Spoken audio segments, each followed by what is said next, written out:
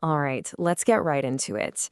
Today, we are taking a sledgehammer to a massive myth about female libido, but we're not just going to tear it down. We're going to act as architects and use a new blueprint to rebuild our understanding from the foundation up. So let's kick things off with a question that, let's be honest, so many people have wondered about.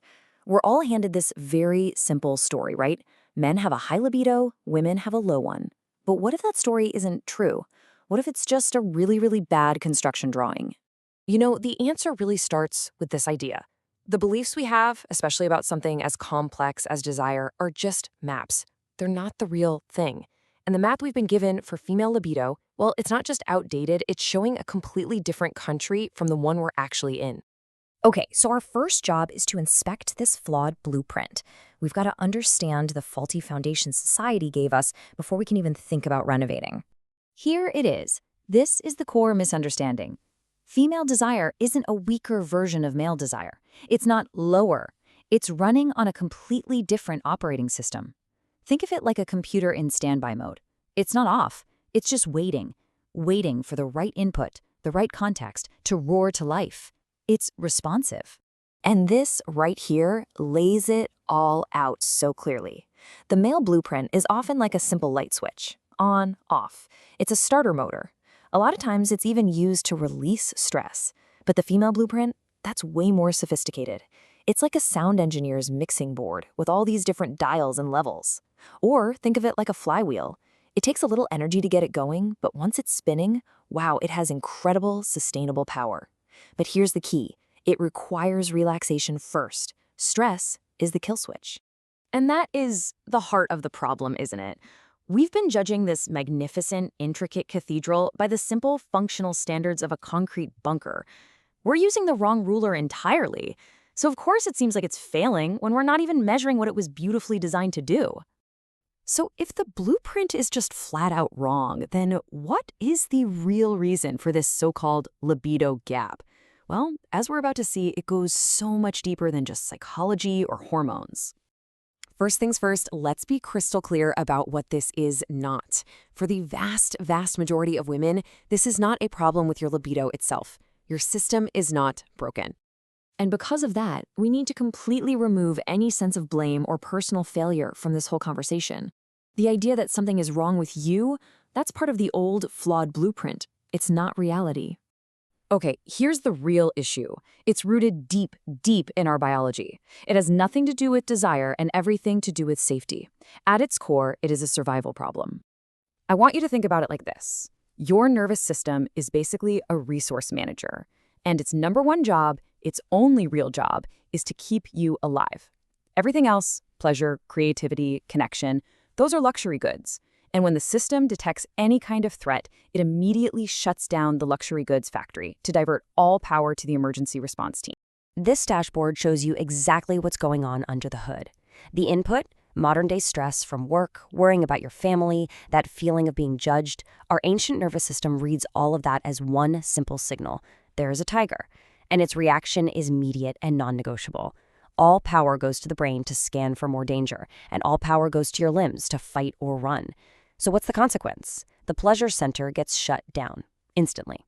Because, let's be real, it would be evolutionary suicide to get romantic while a tiger is chasing. So if our modern lives have us in this constant low-grade tiger alert, how in the world do we make that critical shift? How do we move out of survival mode and into a state of creation, connection, and pleasure? The whole transformation starts right here, by truly adopting this one thought. This is a complete reframe. When your body shuts down desire, it is not failing you.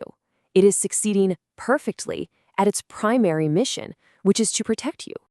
So what this means is that our goal isn't to fix a broken libido.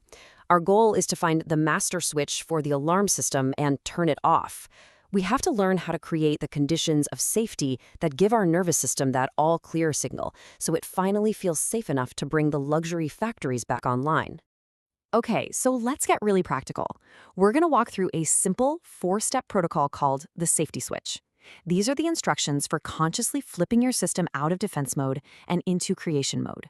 All right, here are the 4 steps. Number 1 is the interface check. You just pause and you name what's happening. Say to yourself, This is my survival response kicking in. This is an unwillingness. Just naming it dials down the alarm. 2. The Nexus reset. Use 4-7-8 breathing. You breathe in for 4 seconds, you hold for 7, and you breathe out for 8. That longer exhale is a direct message to your body that the danger has passed. 3. Create an NLP anchor. Now, NLP stands for Neuro-Linguistic Programming, but all this really means is creating a shortcut. You pick a physical touch, like placing your hand on your heart, and you do it only when you feel totally safe and relaxed. Over time, that simple touch becomes a direct trigger for calm.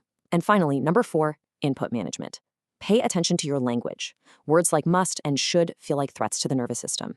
May and could, on the other hand, are gentle invitations. And that really is the bottom line. It's not about lingerie or fancy vacations. The most powerful aphrodisiac is true, deep, nervous system level safety. That feeling that you are completely secure and that absolutely nothing is required of you. That is what unlocks the entire system. Now, let's zoom out for a second. Because when you master this internal safety switch, you don't just renovate your intimate life. Oh no, you renovate everything. This is about stepping into what we might call the super version of yourself. And here's why that's true. It's critical to get this. We're just talking about one big pool of life force energy. It's not separated into little boxes. The very same energy that gets blocked by stress is the energy you need to build your business, to create amazing art, to lead your team with presence, and to literally heal and vitalize your own body. Just look at this table. It's night and day. At work, in survival mode, you have tunnel vision. You're just reacting to emails. But in creation mode, you have this regulated presence that makes you a magnetic leader. With your creativity, survival mode is writer's block and overthinking. Creation mode? That's when you get those intuitive downloads and ideas just flow. And your health? Survival mode floods you with breakdown hormones like cortisol. Creation mode fills you with buildup hormones that create genuine vitality. It's the same switch. And what this skill really does is transform you from being a thermometer, just reflecting the temperature of whatever stressful room you're in, into a thermostat. You learn how to set your own internal temperature first. You become the calm, coherent one in the room, and you'll find that other people start to match your energy, not the other way around.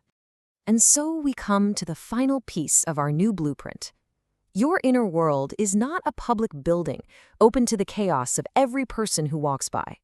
No, you are a temple, and you have the absolute power and the right to decide who and what gets to come inside. And that leaves us with one last powerful question to carry with you. Once you master this art of signaling safety to yourself, once all that energy is no longer being spent on just surviving the day, what will you build? What will you create?